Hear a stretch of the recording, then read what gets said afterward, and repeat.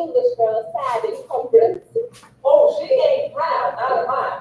Besides, they all seen Britishers before. I suppose you allude to my cousin, Edward Trenchard? Well, yes, there was him, and then there was old Mark Trenchard. My grandfather. Yes.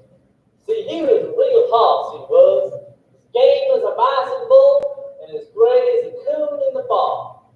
Well, the way we figured it, he got pretty angry at his relations back here, so he picked up and went over to America to look after the original branch of the family. That's our branch. Tell me, Mr. Trenchard, did he never receive any letters from his daughter? Oh, yes, quite a few of them. Never read them, though. Just chucked them in the fire as soon as he made out who they come from. My poor mother! Yes. See, way we could reckon, he got pretty mad at her. She married again his will, and well, he was always just a rusty, busty old coot. And it seemed every year he just got rustier and bustier and cootier every fall. See, it always took him in the fall. Well, this year past, he come down real bad with the ague. He was so far gone, the doctors, they just gave him up for good. And mother, she ran along and faced the minister. And while she was out, the old squire calls me into his room. And I heard his voice ringing loud and clear as a bell. Come in, Asa boy! Well, I come in. Sit down! Well, I sat down. And he took out a piece of paper just like this. He said, Asa boy, this paper makes you aware of all my property in England. Well, you reckon I pricked up my ears about that time. Well, by the minister came, and I reckon he had a 3 days fight with the devil for that old man's soul. He finally got the upper hand of Satan at last. The minister, he went on his way. The old squire was back again. He was changed from what he was before. He was as pale as the sheep covered. And I saw his hair flowing out from under his red cap with big old silvery lights. And from his big blue eyes came a pair of tears rolling down his furrowed cheeks like a pair of baby sheep. And when he spoke, his voice different from what it was. It was like the whisper of the wind, high for go. Oh. He says to me, Asa boy, I feel I have sinned and hardened my heart to my own flesh and blood. But I will not fall the life of his love. Bring me the light, says he. In here? Well, I brought him his candle right quick. He took that paper I was telling you on, twisted it up, side by side. He took his candle from the bedside. He took the fire. That paper was designed like this. As he watched it burn slow away, he says, Asa boy, that just inheritance. That makes my own one swear. My daughter's sweet daughter's child. Muted. The great sigh. And say bye. It ain't fair. Y'all can be on your phone. I can't be on That my phone. was it. Old Mark. The camera.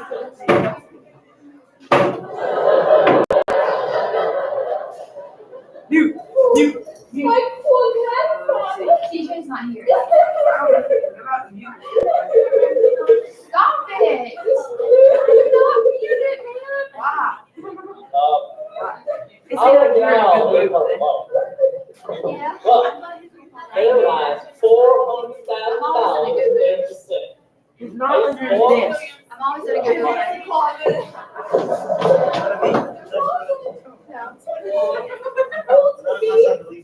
Hello? Omar. You can't leave. He doesn't. He got you on the camera.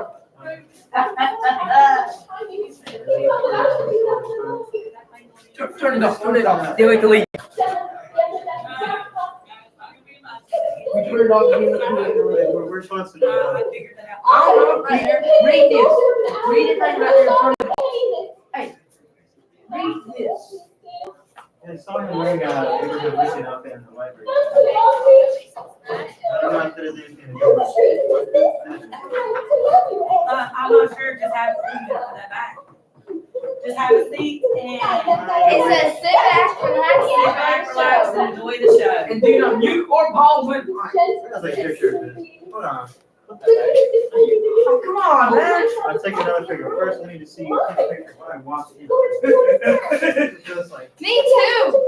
Wow. Well, let me tell you, he had that thing here in my room yesterday, and That's where it was. I knew it was somewhere. he wheeled it, was wheeling it over here, and my daughter happened to be walking in the door, and she screamed, like, I even thought something had happened. It scared her. It scared her really bad. Sit down, relax, enjoy the show.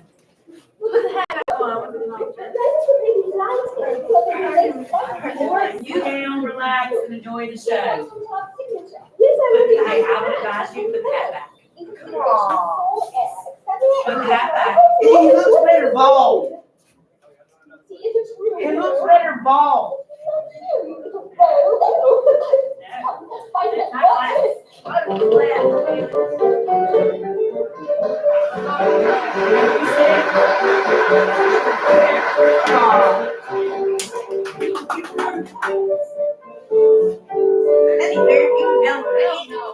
Y'all better put those locks up.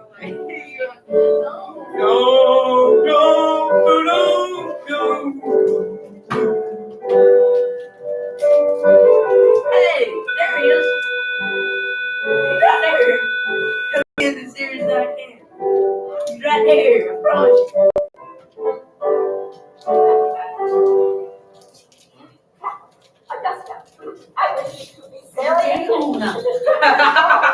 Sit down. She's not sitting. I'm talking to her too. Sit down.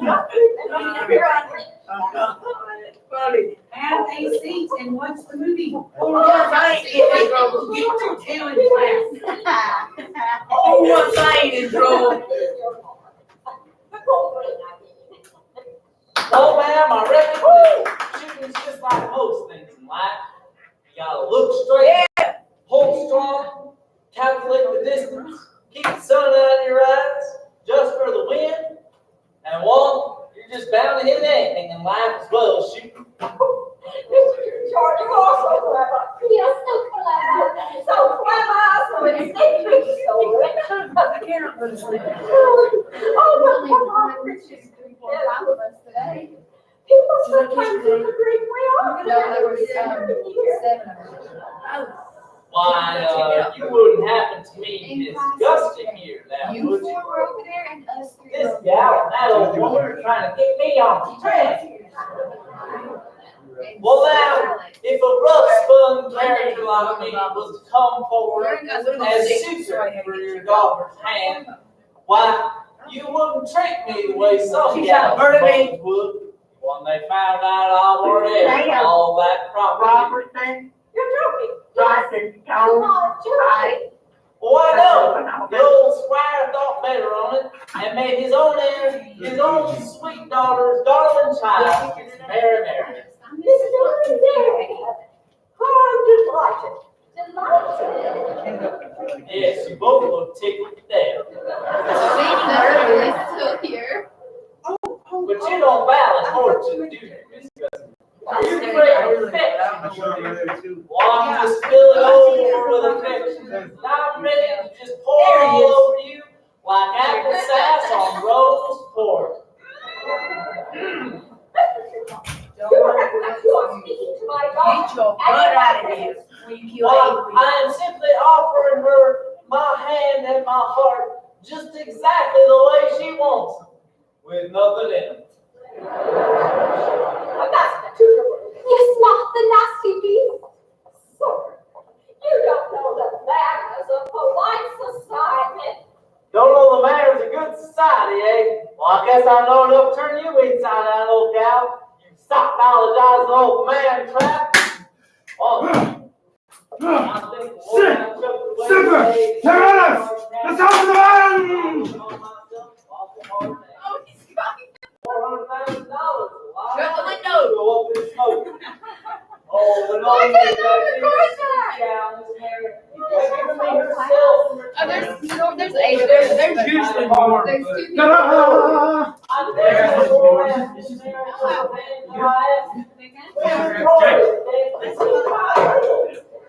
I didn't really practice this part. We get 2. Worked out this weekend. So now, 2. Mr. John, what have you done? And today, we'll be talking about the assassination of Abraham Lincoln. I am not John Wilkes Booth. I am, in fact, Mr. Swanson. That was a role play. I would not shoot the president, but to bring it to life to you, went through the whole immersion experience. How was it? I know who you was, right when you walked in. I heard you struggled on behavior today. How'd I struggle? I heard Mr. Swanson wouldn't have appreciated how you were acting. What? All right, here's what we're going to do today. Real simple, a couple of follow-along notes, and we're going to get to about a 30-minute video at the end. I'm going to propose to you the idea of time travel. What if you could have gone back in time on the night of April 14, 1865, and changed history? What if you could have prevented the assassination of Abraham Lincoln? Would you have? Would you have changed history? Would it be for the better or for the worse? What would today be like if you changed history in 1865? But first, we do have to understand the pieces of the assassination of Abraham Lincoln. Shit, my jacket. Sure. My hat's off to those football players in practice in that heat. I just ran a few yards. You good? Michelle shook it. You shook it? As my wife would say, you shook it. Man, he came in here. All right. Hey. So, Abraham Lincoln, guy we've been hanging out with for a while now. We've been talking about the Civil War, and this is Abraham Lincoln. We talked about the battles of, we talked about the events of, we talked about key personalities. My big goal yesterday, I said, was that you wouldn't be like those knuckleheads on the beach who didn't know anything about history. Well, today we're going to talk about one specific event, the night of April 14, 1865, and the assassination of Abraham Lincoln. And we're going to talk about that one event, but we got to walk the road up to that event. Now, we hung out with John Wilkes Booth before. How have we talked about John Wilkes Booth in the past already? He was present in some of the speeches. That's right. He was present at some of Abraham Lincoln's speeches, and those speeches, speaking of, so on your notes here, guys, just the front page, a couple of pretty simple questions, and we're going to talk through all those characters, and on the back page is kind of some reflection questions, so on the front page for right now, and some of the questions are pretty simple, and then when you get to those characters, you'll be writing in the facts about those characters as well. He's at some of Lincoln's speeches. As Lincoln spoke about emancipation and freedom and equality for African Americans, what did that do to John Wilkes Booth? Angry and more. Take it back even a step further. He was present for really one of the first events of the Civil War. What was that? The hanging of that dude from. A rabid abolitionist. Ladies, help him out. John Brown. Oh, yeah, John Brown. Hey, that's going to be VFL question tomorrow, so you might want to study with your team. He's at the hanging of John Brown. So John Wilkes Booth has been in the story for quite a while already, but now it's been building to this big moment where he finally wants to do something to be remembered for forever. And even though he hasn't been a soldier, he's going to become the most important gunman in the history of the Civil War. More than just that night alone, though, they got to take it to March 20th, 1865. Now, this is after he was president at Lincoln's second inaugural. He hatches a plan to kidnap the president. He and 6 others, they're going to be alongside the president's usual carriage route. And they're going to jump out of the woods, and they're going to grab the president, and they're going to hold him hostage for either a bunch of Confederate prisoners, maybe some Confederate generals, or maybe even for ending the war. They're going to say, hey, just end this. If you want your president back, end the war. Now, tell me what you know about the kidnapping of Abraham Lincoln. You don't know anything about it because it didn't happen. That's right. It didn't happen. It's one of those things that failed throughout the Civil War. And Lincoln, in fact, is not kidnapped by John Wilkes Booth or anyone else. You know the reason it didn't work? Is because he changed his route. Think about all the small things, the small decisions you make on a daily basis and one small decision that can have a big change or big impact, Lincoln decides to change his regular carriage route for some reason. Like, we don't even really know why. But because he changed his carriage route, John Wilkes Booth and his co-conspirators, they were not in the right position, and they were unable to kidnap the president. Okay? One reason he might have changed his route, he probably got tired of the scenery. He wanted some new scenery. Well, if he wanted to see some new scenery, he also saved his life. So that's a pretty important decision that he made there. And he didn't even know it, right? At the time, he never even would have known that he escaped a kidnapping by some bad guys on the route. Let me take you to April 2nd, 1865. This is when Richmond falls to the Union Army. Remember, we kind of talked about capture the flag. If you capture the enemy capital, you win the game. Well, this is when the Confederate capital, Richmond, falls to the Union Army. This is when Jefferson Davis and his cabinet start to escape south, and we know that he's going to be captured in Georgia wearing what? A woman's dress. Yeah, what'd you say, drag?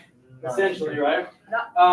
So if you're John Wilkes Booth, and you're in Washington, D.C. on this night, and there's a bunch of flags waving and songs being sung and yay for the Union, you're John Wilkes Booth, how do you feel?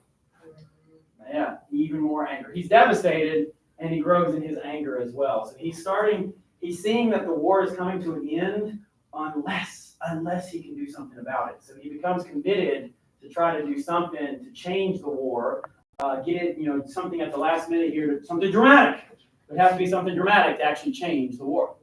Takes you to something we talked about recently, the actual surrender of Robert E. Lee. He surrenders to General Grant, and we say that this effectively ends the war. Now, there are still some pockets of Confederate resistance, but what battle was this at, where we drew the white flag for it? Come on. Come on, VFL. Where? Surrender. The Battle of Surrender. You drew the white flag for that reason. Appomattox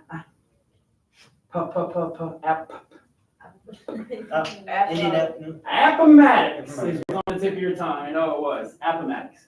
Guys, vocab, we got to drill some of this before VFL tomorrow. Appomattox, the Battle of Appomattox Courthouse is where Lee surrenders to Grant, and this effectively ends the war. John Wilkes Booth, one more step towards devastated. Now, if you're Lincoln, you're finally getting to put your hair down for the first time, and we talked about how for 5 days he was riding high. From the surrender of Lee up until Friday night, April 14th, he was feeling good. He decided to go to the theater. Friday night, April 14th, 1865, what is showing in Washington, D.C.? We've got two options. Two options for a stage play. One, at Grover's Theater across town, is the brand new hot play to go to, Aladdin. You may know Aladdin from the Walt Disney animated movie, but it's actually a play done on a stage in 1865, and it was brand new. Usually, don't people want to go to the new thing, right? So that was one of his options, going to Aladdin. The other option was Our American Cousin playing at Ford's Theater. Now, you probably didn't know it when you walked in. I know you didn't because it's not a popular play today. But what you were watching on the screen was the second act of Our American Cousin. And as I popped in and I was waiting, and when I shot at Lincoln, I did it at the exact moment that John Wilkes Booth did in history as well. So Our American Cousin was his other option to go and see. Something notable about Our American Cousin is that it was on its 1,000th showing. And that's kind of a big landmark showing, right? 1,000. The tradition in that day was to give the entire tickets count, the entire money made from the tickets, to the lead actor or actress on the 1,000th run. So Lincoln, he was friends with the actress. Her name was Laura Keene, and he kind of wanted to do her a favor. He knew that if he went to the play on the 1,000th showing, it would draw some attention to Ford's Theater, and maybe more people would come, and she would get more money. So the Lincolns decide to go to Ford's Theater on April 14th, 1865, to go see Our American Cousin. This is Ford's Theater right here. You can see it's not much to write home about. Look at the street. What do you notice about the street that's maybe different from today? There is dirt. There isn't a street. There might be cobblestones at some point in the city, but this is Washington, D.C. This is our capital city, and there's not exactly finished paved streets. So this is Ford's Theater. The alleys were narrow. The streets were bumpy. The buildings were just side by side, not a lot of space between them. And that big building right there in the middle, that's Ford's Theater. This is the scene of the crime. Okay, this is where I'm taking you to right now, the scene of the crime. This is the inside of Ford's Theater. This is the stage. on the ground. That's the stage where the actors would be. And then the place with the gold and the flag kind of bunched up at the bottom and the lighting. Who do you think gets to sit in that seat right there? It's called the presidential box. And it could be a VIP, or if the president's in the house, it would always be the presidential box. The stage there is about 12 feet below the presidential box. So Ezzy, we're about 12 feet away from each other. Alexi is right there too. Can you hear my voice from 12 feet away? Could we talk to each other if we needed to from 12 feet away? Man, 12 feet is pretty close. So the president can see the actors 12 feet away. The actors could reasonably look up and say, "Greetings, Mr. President." Like, they're 12 feet away from each other. It's pretty close. So this is setting the stage, so to speak. It's a stage, setting the stage for the crime. Now this is a little bit of a wider view. This is Ford's Theater today. So you can see the seats. Now the seats would be a little bit different back in that day. They wouldn't have the padded seats and the carpentry, but pretty much that is Ford's Theater that we're talking about the night that Abraham Lincoln was shot. And again, pay attention to the presidential box and the stage, and you can think that it's only 12 feet away. So if someone needed to jump down, they probably could. Key players. Let's talk about the key players. Now starring, well, first the Lincolns.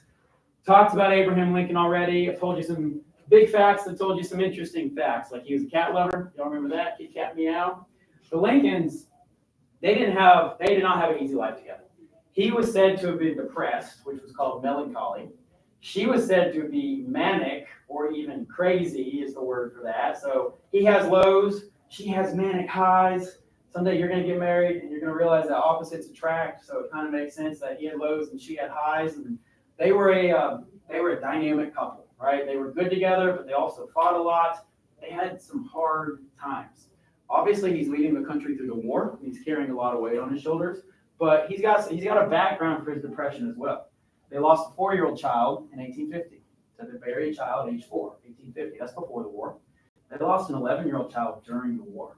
So we think that he's bearing the weight of the country, as well as they're having some personal issues. And, he and she both went in deep, dark, kind of dark places when their 11-year-old died of disease during the war. But guess what? They had to wake up and they had to keep leaving the country the next day as well. So the Lincolns have had their share of hard times. They were due for date night. What'd you say? Due for a night at the theater. Date night it is. Honey, who should we take with us? They offer an invitation to the Grants.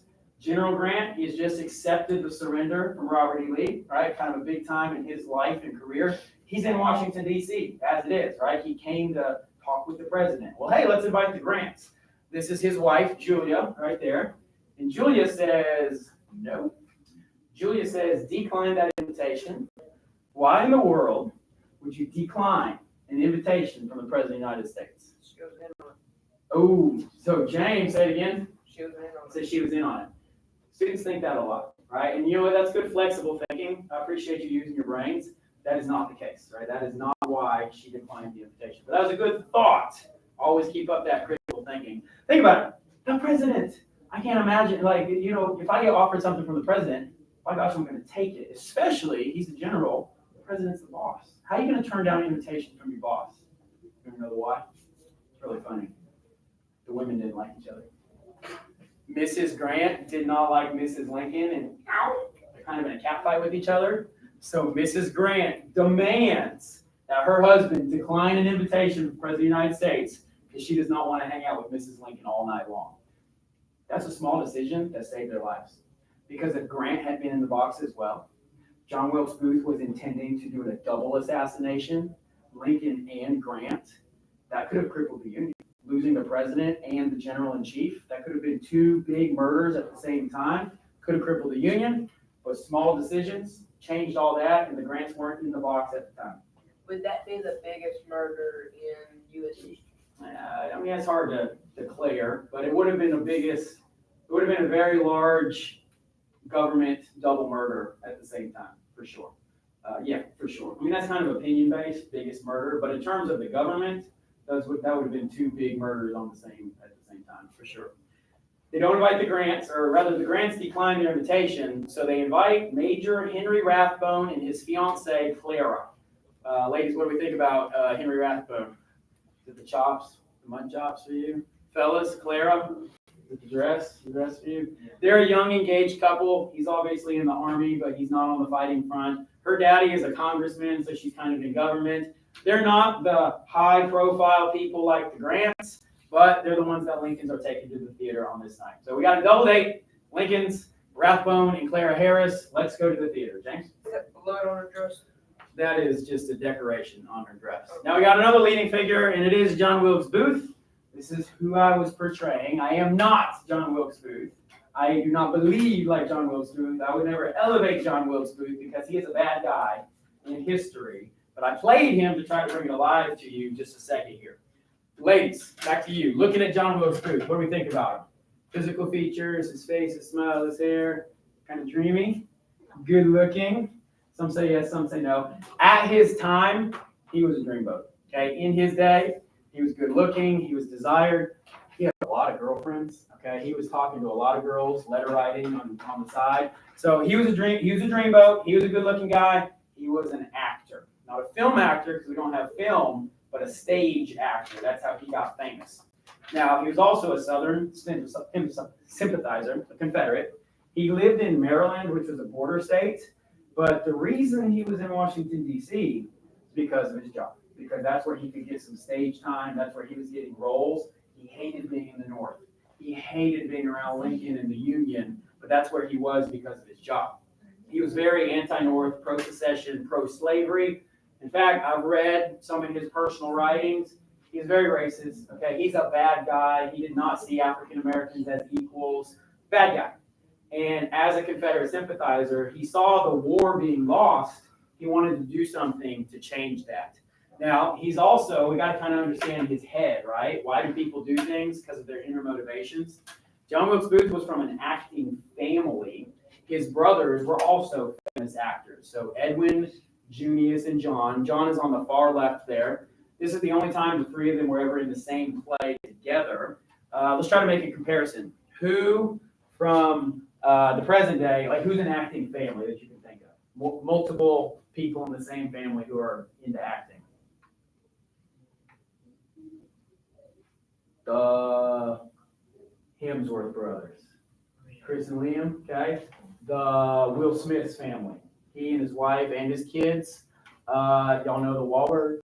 Mark Wahlberg, Marky Mark. I do. Okay. Mark, I'm kind of showing my age here because classes all day haven't really landed with that one. Mark is famous, but he's got two younger brothers that are a little less famous. Not quite as known. In fact, here they are. These are the Wahlbergs. You know Mark, but do you know Donnie You and don't know Paul? who Mark Wahlberg is. Walk out the class. Mark, walk out of the classroom right now. James says, I'll oblige. Take a seat. Take a seat. John Wilkes Booth was kind of like Donnie Wahlberg. Okay, he's kind of like this less famous, less accomplished younger brother. Anyone have that younger sibling syndrome in your family? That younger siblings trying to match up? As an actor, he had a big ego, right? He wanted face time, he wanted stage time, and it burned him up that he was less famous than his other brothers. So part of his motivation was to do something sensational, to be famous, or in this case, really to be infamous. He goes down in history, just not for the right reasons. So that's kind of a big part of his motivation was he wanted to be famous. How it happened. The door, the timing, the gun, the jump, the shout, the escape. I'm going to go over each of them quickly. The door. This is the door that separated the presidential box from the hallway. Much like I crept through the door, John Wilkes Booth, he had to open the door. But before he opened the door, check this out. He had whittled a little peephole into the door on the day of the shootings. When it was announced that Lincoln was going to be at Ford's Theater, John Wilkes Booth saw his chance.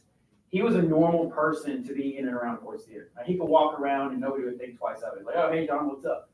So on the day of, he goes to the presidential box and he grooves a little hole in the door so he can peek in before he goes in. He wants to see, is the president the first seat or the second seat or whatever? He wants to see the room before he enters it. So that's a big piece of the premeditation of the crime, the fact that he whittled a hole into the door. This is 7th grade Mr. Swanson standing with the door on a visit where I got to go to Washington, D.C. So you can go to the place I'm talking about today. You can go to Ford's Theater. Should you ever make your way to Washington, D.C., I would strongly encourage that, especially as we're talking about it in class. You can kind of understand what happened there. Jackie? Wouldn't it be smarter to whittle a hole before the crime? Yeah, he did it before the crime. He did it the day of, before the Lincolns got there. Well, I mean, like a couple days before. He didn't know. The Lincolns didn't have the plan until the day of.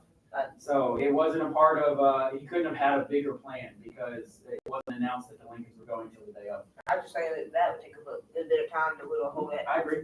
All right, this is the lead actress, Laura Keene. She was in her 1,000th showing of the play, and she was the main character that you saw in the video you were watching. Obviously, that's a modern version of the play. There's a line in the show that was always known to get a laugh. It was a punchline, and John Wilkes Booth planned to shoot right as the audience was laughing. Why would he plan for that moment? It'll be the laughter would have been loud and covered up the gunshot. That's exactly right. And because he knew the play so well, he could time it down to the second. He knew exactly what time of night that this line would be delivered in the stage house. So he took his time during the first act. But when the second act rolled around, he got in position, and as they were having their little back and forth, the man, he's kind of a jerk of a man, he delivers this insult to the main character, and he says, "You sock-dologizing old man trap," which basically means quarrelsome woman, or, it's just like this woman who is hard to get along with. "You sock-dologizing old man trap." Ha, ha, ha, ha, ha, from the audience. Boom, from John Wilkes Booth. So at this moment, when the trigger was pulled and the bullet was fired, a lot of people didn't hear the gunshot because they were laughing or because there was laughter around it. Some people thought that the gunshot was a part of the show. Only a few people realized that maybe something was wrong, maybe that someone had been shot. So the fact that he did this timing on the punchline was pretty significant to the crime as well. This is the gun. This is a .44 caliber Derringer, and its nickname was a pocket cannon. It's only about 5 inches long, okay, only about this long. You can literally fit it in your pocket. It was not super powerful, but the ball that it fired was rather large. And when he fired the ball, it was about 6 inches away from Lincoln's left ear. And because it was kind of low powered, it did not go clear through his head. Today, if you fired a bullet at someone's head, blow the brains out, right? The bullet would go straight through their head, in and out. This gun was not as powerful, and it lodged the ball into his brain just a few inches, not enough to kill him instantly. Now, it was a mortal wound. He was going to die from it. There's some debate about whether that modern medicine could have saved him, but that's irrelevant because he didn't live in the modern time. But he didn't die instantly. It was going to be a long, slow brain bleed that was eventually going to kill him. And it comes from this gun right here, the pocket cannon. Now, question for you. As John Wilkes Booth had all the guns available to him, he could have had a 6-shooter. He could have carried multiple guns. Why did he carry a gun that only had one shot in it, and he only carried one gun? Why do you think that? One, because he knew he could get close enough to only do it with one bullet, and it's small enough to fit in his pocket to hide it.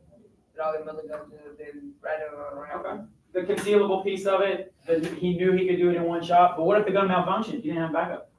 Then he had a dagger. He did have a dagger. So that's a good thought. And here's the real why. He was an actor to the core. He thought it would be more dramatic to only have a one-shot pistol.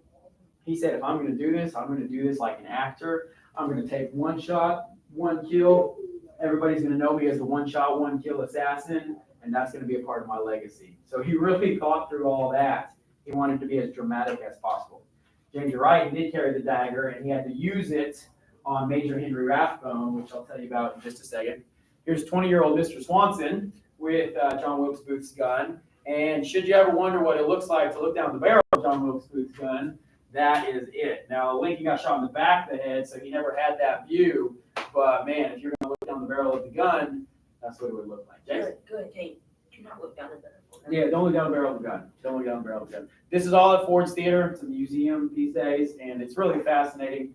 I want to go back now that I know more, right? Now that I'm a history teacher. That guy right there, he didn't appreciate history very much, right? I knew a little bit about history growing up, not as much as I know now. So I get it.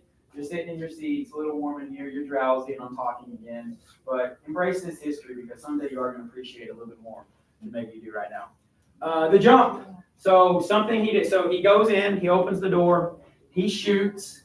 Then he tussles with Major Rathbone. He draws his knife just like I did. And Major Rathbone, I mean, the president just got shot. So Major Rathbone is trying to attack the invader, and John Wilkes Booth slashes at Rathbone. Cuts him right across the forearm. It's not a mortal wound. He doesn't cut up our artery or anything like that. But he does slash him, and Major Rathbone starts to bleed just a little bit. And then John Wilkes Booth, I think we all need to take a jump right now. We all need to wake up and take a jump right now. A little bit. Everybody needs to jump just once. All right, then listen to my story. John Wilkes Booth has to escape by jumping out of the box. How many feet was it from the box to the stage? 12 feet. It's a big jump, but it's a doable jump, right? You ever jumped off your roof? Probably about 10 feet. Jump off your roof into a trampoline or something like that. Just jump straight off. You just jump straight. I'm sure James has done things like that, right? About a 10-foot jump from your roof. This is 12 feet. Well, as he goes to jump, we don't know if he tripped his toe or if his heel got caught in the flag, but he gets off balance in some fashion, and he lands awkwardly on his left foot. You're jumping from 12 feet and you land awkwardly, what might happen? He broke his leg. We don't know if it was a sprain or a hairline fracture or a break, but yes, he hurts his left leg, and now he's a little bit hobbled. So instead of being strong and he can run away, now he's a little bit hobbled. He's got a limp to him as he makes his escape. So that is something. The jump is significant, especially because he got injured on it. And after he lands on the stage, question? Wouldn't it have been smarter for him to just walk back out the door? No, because he'd be upstairs and he would have to go down a stairwell, and people would have bum rushed the stairwell at that point. Also, going back to who he was as an actor, that was part of his plan. He wanted to jump from the box and make a grand exit, which he does with his final shout. Now, I shouted it right here because I always try to bring the history alive for you. I don't know if you recognize what I said, though. I said the phrase, just like Booth said, sic semper tyrannis, which is a Latin phrase, so I know you don't speak Latin, but pick that last word. What do you think that phrase might mean? What's the word? Tyranny or tyrant is exactly right. The phrase means thus always to tyrants. This is a phrase that comes from a Shakespeare play. So Booth is literally just living his acting out, right? He's living a play. He stands in front of everybody. He's not trying to hide his face. He's saying, look at me. I'm John Wilkes Booth. Sic semper tyrannis, thus always to tyrants. What that means is you get what you get. All right. If you're going to be a tyrant, you deserve what you get. He's saying Lincoln was a tyrant, and that's why I murdered him. Okay. Thus always to tyrants. He shouts another phrase, and then, history is a little mixed on what he might have said. It was either the South will rise again, or the South has been avenged. Right? Something along those lines. He does declare the South has been avenged, and he runs off stage. He runs off the stage to a horse that is waiting for him, and then he has to escape Washington, D.C. Now, the word has not spread just yet. Okay, there's no texting, there's no Twitter. The word has not spread just yet, but he has to beat the word out of the city. Because the only way to get out of Washington, D.C. is by bridge. It's surrounded by water. You have to take a bridge out. He gets to a bridge just after 10 p.m. Now, what's crazy about the timing is that soldiers were supposed to shut the bridge down at 10 p.m. He gets there at about 10:05, and he's like, oh, man, look at the time. Fellas, I'm so sorry. I forgot what time it was. I'm just trying to get home for tonight. Can you let me across the bridge just this one time? And they say, you know what, buddy? All right, don't do it again. Come across the bridge. These soldiers let him across the bridge. Now, they did not know the president had been shot. Okay, the message hadn't gotten out. They did not know he was a murderer. They weren't a part of the conspiracy. But they did break their orders because they were not supposed to let anyone cross the bridge. Small decisions that have a big impact. They let the murderer escape Washington, D.C. So when that got out, obviously those soldiers got in trouble, but they were not punished because they were not a part of the conspiracy necessarily. Now the word is out, okay? The theater is chaos, the streets are chaos, and we have to decide, people have to decide what to do with Lincoln. A lot of people thought it would be wrong for him to die in the theater. They thought he should die in the White House, right? If he's going to die, let's get him back to the White House where he can die in dignity. Well, realistically, he was still alive. And the ride to the White House on a horse and in a carriage would have jostled him far too much. He never would have survived the ride. So the White House was taken off the table. What they decided to do was take him right across the street to what is known as the Peterson boarding house. It's basically a hotel, right? It's a hotel where you can rent a room for the night or for the week, however long. They take him to the Peterson boarding house and they lay him in the first available bed. This is a picture of his room over the next several hours. A lot of people came in and out. His wife was wailing. She was manic. She had to be removed from the room because she was causing such a ruckus. They moved her away from her husband because she could not be consoled. Other people from the government and from the military, they were in and out of the room. The president never regained consciousness. He was never alive verbally again, but he wasn't dead just yet until the next morning, 7:22 a.m. The doctor declares him officially dead, 7:22 a.m., and the Secretary of the War says now he belongs to the ages, which is a really powerful way to say he's one of the greatest men of our time, but now he belongs to the ages or to history. Look at the picture here. It's a portrait, of course, but there's the angels. It's heaven. Who's greeting Abraham Lincoln in heaven? Other than the angels? George Washington. George Washington. So this was a picture that got spread throughout the country after his death. And it's like saying the father of our country has now welcomed Abraham Lincoln into heaven. And they are seen as two of the greatest presidents, and they're being reunited together in heaven. So kind of a powerful picture there. This is the actual bed where he died. And what's crazy about it is that someone was renting this room at the time, but he wasn't there. So when they barged in, they just flopped the president into this open, empty bed. Imagine coming back to your hotel room later and you found out that the president had died in your hotel bed. It's basically what happened here. You can visit the Peterson boarding house today. It's not much. It's just across the street from Ford's Theater.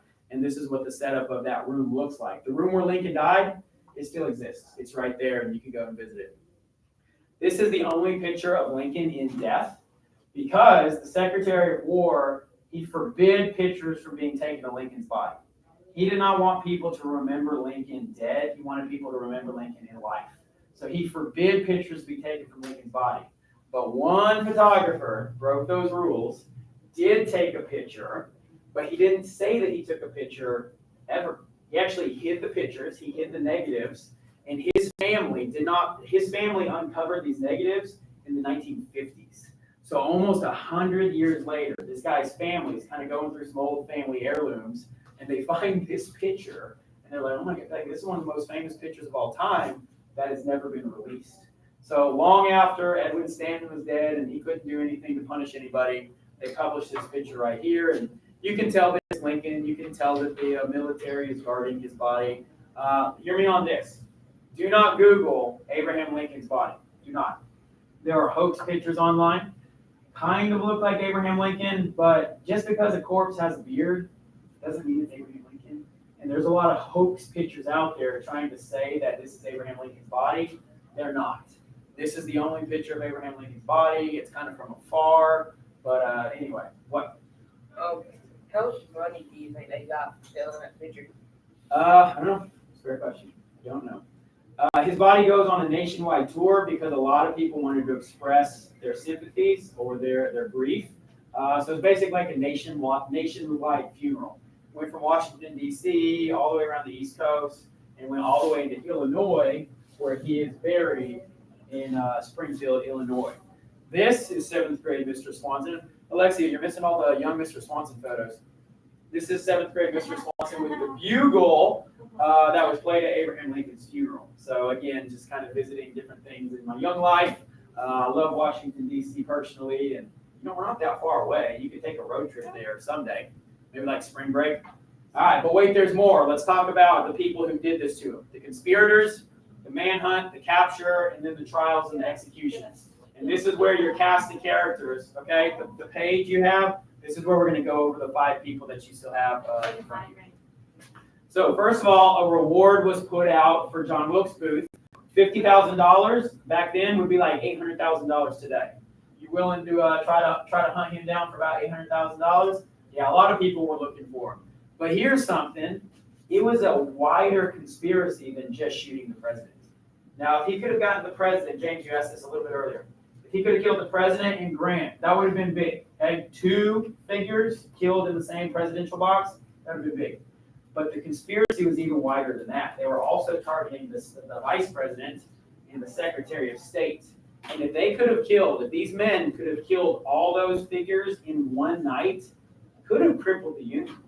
And that would have given the Confederacy reason to keep fighting. And maybe, just maybe, we'll never know, maybe the South would grow stronger and win the war after all. So it was kind of a big deal that there was a wider conspiracy. Let's look at some of these other conspirators. 3 dudes, 1 lady, and we're going to talk about each of them, especially the lady. We're going to focus on why she's kind of interesting. David Harold. Ladies, what do we think about him? Dreamy, good looking, good hair, bad hair? David Harold helped Booth escape Washington, D.C. He was actually a Booth groupie, and like a fanboy. Is that a phrase that we use? He was a fanboy. He really liked John Wilkes Booth, the actor, and he was just amused that John Wilkes Booth would pay him any attention at all, which kind of speaks to Booth's ego. He was willing to have this guy hang on to him, kind of ride his coattails, just because he needed some help in the assassination plot as well. David Harold escapes D.C. with Booth. Remember, Booth is injured, so he needs a lot of help. And David Harold was with him throughout the whole manhunt, gave him a lot of help as Booth was escaping, trying to escape to the Deep South. He didn't get any farther than Virginia, though. I'm going to show you a map here in just a second as well. David Harold. I hate that his name is David. David should always be a good guy. Next up is Lewis Powell. Ladies, what do you think about Lewis Powell? He is very commonly referred to as the hot convict.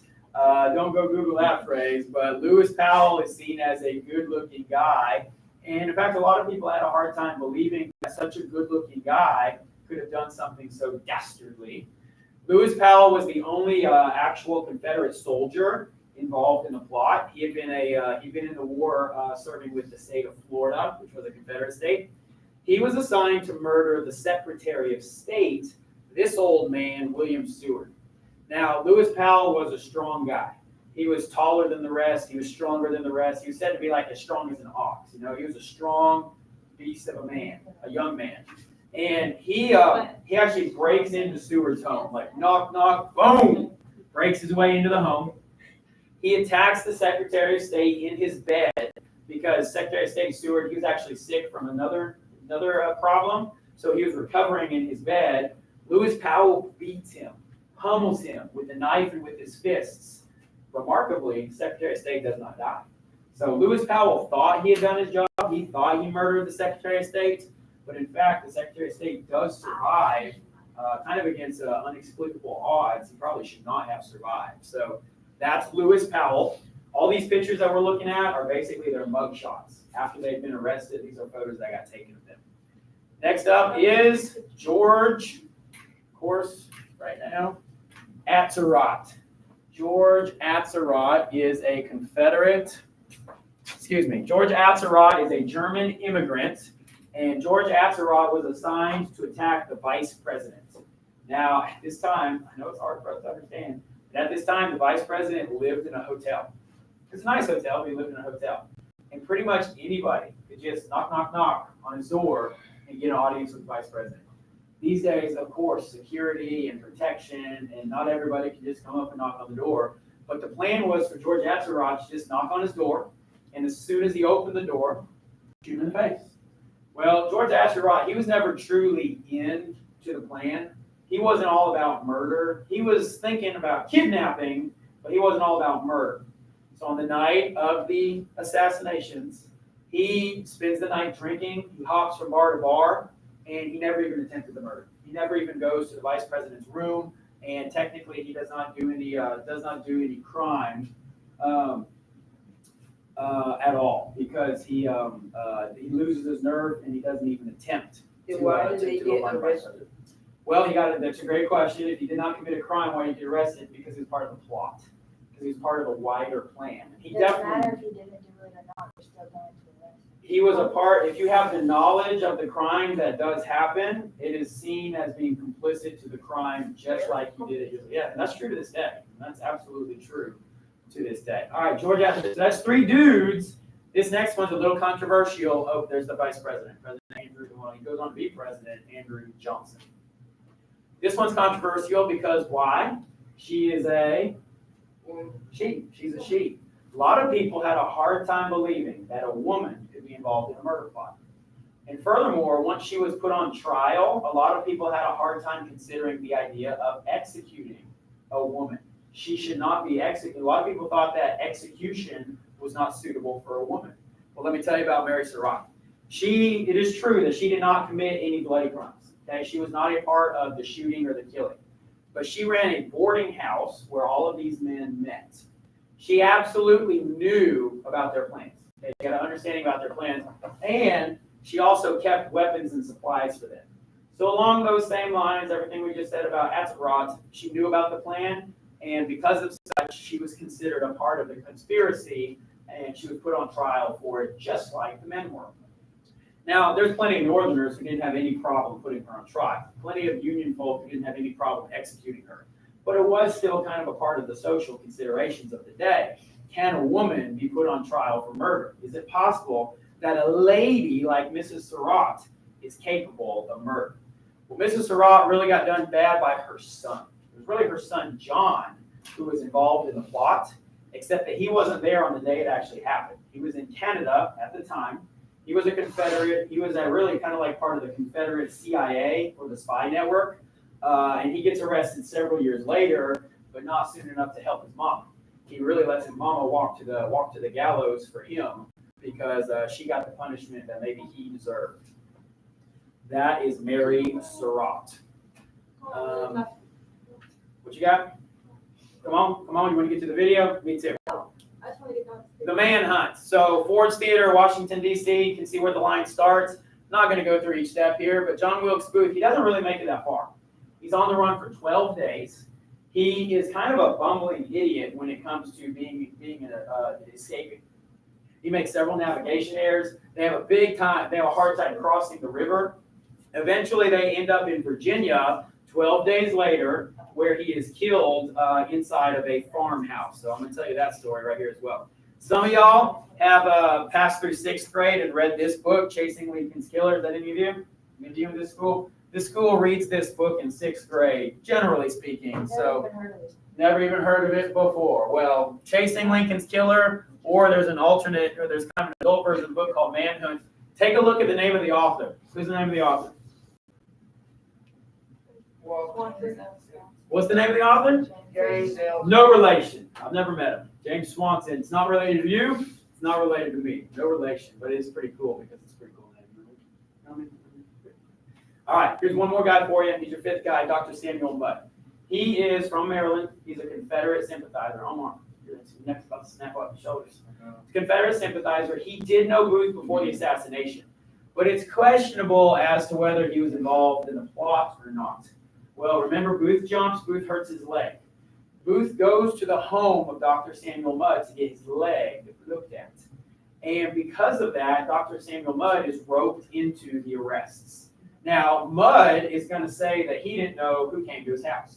He's going to say, hey, I just got a knock on my door, and I help anyone who comes to my house. So, yeah, there was a night rider who came to my house, and I gave him some care. But the government is going to say, you knew exactly who that was, and you knew that he just murdered the president. And so Dr. Mudd, he gets arrested and put on trial for knowing Booth. And a lot of people think that he deserved it, and a lot of people think that maybe he was falsely accused or falsely brought into the conspiracy as well. So that's Dr. Samuel Mudd. He's the 5th person that you're writing about. The next picture, as you guys finish up some of your writing, the next picture is some personal supplies from him. On the picture, you're going to see this is Booth's actual boot, which I think is amazing. That boot was on John Wilkes Booth's foot. That boot was a part of the assassination. It was at Ford's Theater. Well, Mudd cuts the boot off as he sets Booth's leg with a splint. So he still has the boot. That is definitely proof that they met each other. The rest of those are his medical tools, and then since he got arrested, those are actually his handcuffs and his leg irons. Those are all Dr. Samuel Mudd. All right, rounding it out as the capture. So I told you, what you got? I need to go back. No, you don't. I told you that Booth makes it to a farm in Virginia. And you got to understand, at the time, if I was traveling, and I'm a weary traveler, hey, can I stay at your house tonight? That was normal. That was normal, right? So this farm, can I stay at your house instead? No, just kidding. It was normal for people to stay at the farm of strangers. And this family, called the Garretts, they said, you can stay here, go ahead to the tobacco barn. So it wasn't the family house, but it was the tobacco barn. Well, at the tobacco barn, Booth and Harold, they're hiding, and the Union Army is circling, okay? It's almost like the police are coming. Well, the police say, hey, family, have you seen two guys, one of them with a bad leg? And this family goes, oh, now that you mention it, yes, we have. They're in my tobacco barn. So the Union Army circles the tobacco barn, and at first they say, come out with your hands up. And the guys don't come out. So to add a little pressure to the situation, James, what do you think they do? Light a fire. They light the barn on fire. The soldiers are not supposed to shoot at Booth. They want to take Booth alive. They want to bring him to trial. They want to parade him through the streets and put him on trial, all that kind of stuff. But when the fire is lit, David Harold comes out. He says, I quit, I'm out, you can arrest me, I don't want to burn alive. Booth, however, Booth is committed to going down in flames. At this point, literally, right? Going down in flames. He will not come out. Soldiers, they have their rifles pointed at him. This guy right here, his name is Boston Corbett. Boston Corbett says, John Wilkes Booth pointed his gun at me. And in self-defense, Boston Corbett shoots John Wilkes Booth. John Wilkes Booth is shot through the throat. He is not killed immediately. He stays alive for a few more hours, but he does eventually die. His last words are, tell my mother I died for my country, which I would say it wasn't even a country. It was rebelling states. But John Wilkes Booth dies in a shootout at the barn. This guy right here, he goes on to be a bit of a local celebrity. In fact, people kind of praise him for shooting John Wilkes Booth. He should get in trouble because he disobeyed orders, but he doesn't because he basically kind of becomes a celebrity. Boston Corbett. All right, let's round it out with some blood and guts. The trials and the execution. Now, here's some real deal hanging pictures. If you don't want to look at them, you don't have to, but I know that they've been shown in school before, so we're going to go forward. Here's the four. These four got put on trial and convicted. The event happened in April. They were dead by July. I think it's July 7th. Yeah, July 7th, 1865 is when they were hanged. So these days, how long do people hang out on death row? Decades, right? 20 plus years you can be on death row. These guys, from the time of the crime to the actual execution, it was 2 months. So there they are. There's the four. And look at this. When we say gallows, this is what gallows are. Gallows is where you go to get hung. And that is their bodies hanging. Look at that. Here's the wide view. You can see that they're hanging. There's the near view. Those are the four people responsible for the death of Abraham Lincoln. And they are hanging by the neck until dead. That's what the sentence said. Now, in total, 8 people were charged with crimes. 4 were executed. 3 were given life sentences. 1 person got a 6-year sentence. You know what he did? He held the horse for Booth. Arguably, he didn't even know about the conspiracy, but because he held the horse for Booth, he was given a 6-year sentence. But all of the ones that were executed were dead. But those who got sent to jail, they were paroled in 1867. So they served 2 years of their sentence. Really, not even 2 years of their sentence. Why? What were we trying to do in 1867? Bring everybody back together. Come back together. So a lot of these Confederate criminals were paroled by Andrew Johnson, and even those who were involved in the murder of Abraham Lincoln got paroled in 1867. All right, here's what we're going to do now. Izzy, Never mind. you good? Well, we need to go to the bathroom. No, we're not going to do that today because we're pushing to the end here. I don't care. I need a pee. Okay, we'll go to the bathroom. Let's go. Thank you. I thought you were. I was serious for a second. My other classes did not go to the bathroom, but it's fine. We'll get there. Hey, as fast as you can because we're going to do something else. I can do it.